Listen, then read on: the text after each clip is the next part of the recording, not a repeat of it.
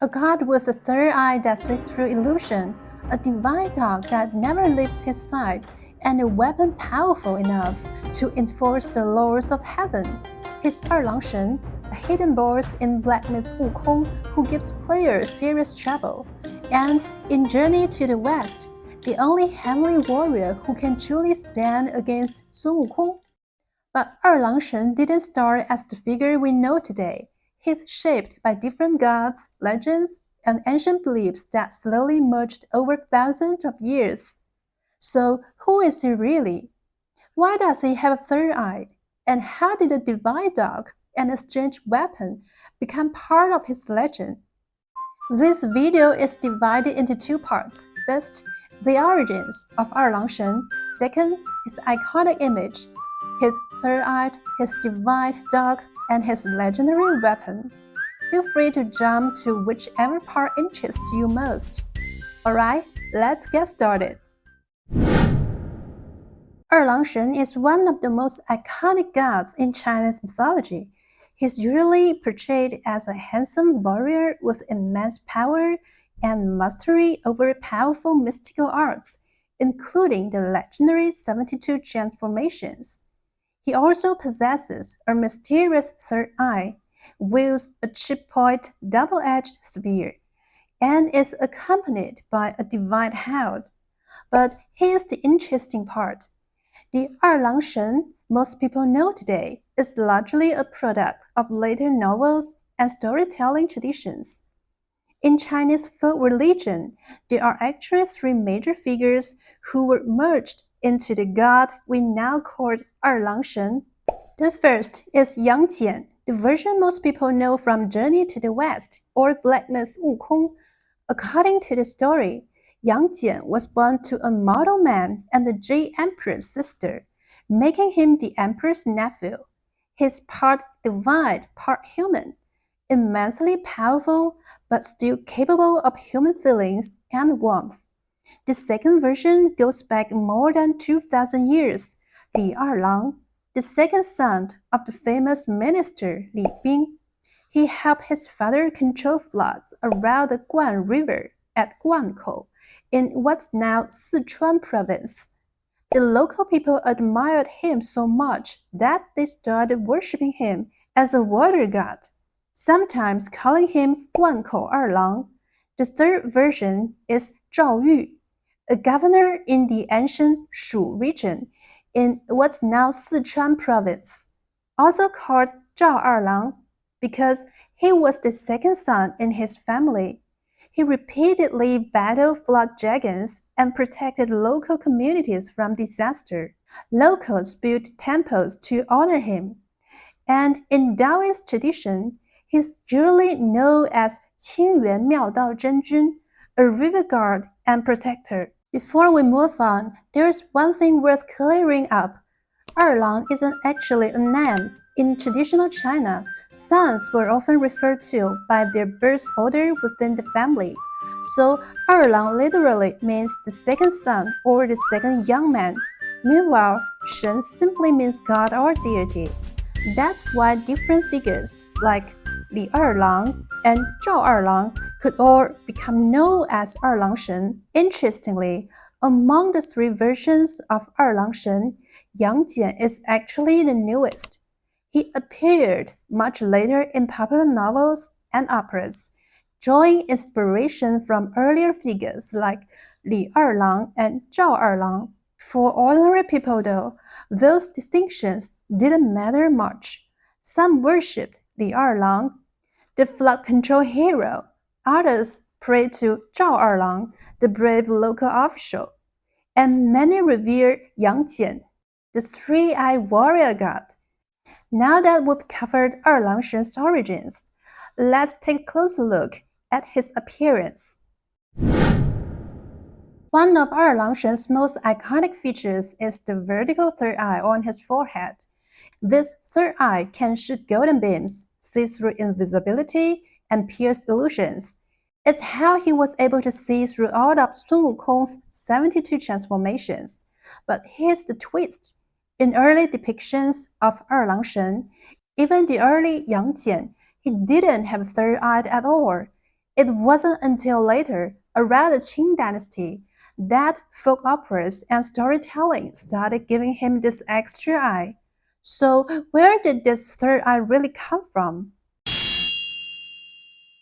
One popular theory suggests that Erlang Shen's third eye might be connected to an ancient eye worship in southwest China. Remember the two main early versions of Erlang Shen, Li Erlang and Zhao Erlang, both come from Shu, the region we now call Sichuan. Here, people once had a very unique belief in the power of the eye. The most famous evidence are bronze masks unearthed at the Sanxingdui site in Sichuan province. Ancient people took the image of their ancestor Cancong and transformed him into a revered godlike figure. They created bronze masks in his image and enshrined them on others. The eyes bulge out in an exaggerated way, giving it a striking, almost supernatural gaze. The mask shows that these early people imagined superhuman vision, able to spot hidden dangers and even foresee disasters. The ancient reverence for divine third eye didn't just exist in relics. We can also find traces of it in local folk traditions among nearby ethnic groups. Modern folk research tells us the Baima people who lived in the mountains north of the ancient Shu kingdom had a special ritual for worshipping mountain gods. Their shamans would make a small cut on their forehead and fill it with ink to create a permanent dark vertical mark, a symbol of the god's third eye. They believed this let shamans connect with ancestors and the spiritual world. Even today, their traditional dance masks still feature this vertical eye on the forehead.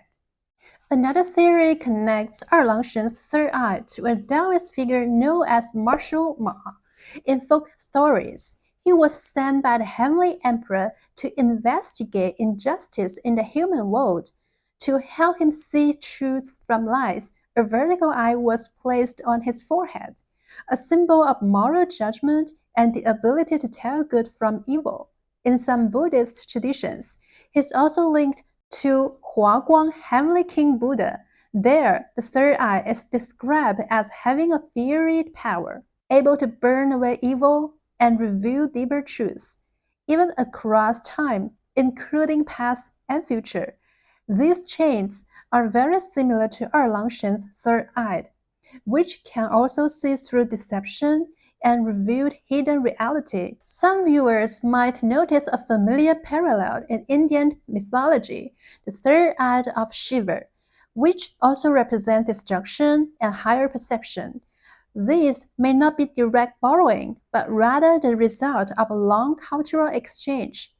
Ancient traditions like the protruding eye deities linked to Cancong, the legendary first ruler of the ancient Shu region. The third eye on the forehead beliefs found among the Baima tribes, Taoist teachings, and local folk legends, along with Buddhist ideas that came to China from India over 2,000 years ago. All of these elements gradually blended together. Over time, they formed a rich and layered cultural system that ultimately shaped the third eye of Erlang Shen.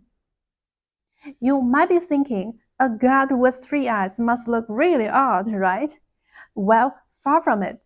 Erlang Shen is actually held as the most handsome deity in heaven. As described in Journey to the West, he cuts an elegant and noble figure. Most warrior gods in the novel are portrayed as stern and rugged. Delicate good looks are rarely used for fierce fighters. Erlang Shen is the rare exception. He also dresses in magnificent regalia, a divine crown, long robes embroidered with golden dragons, a jade belt, and golden boots.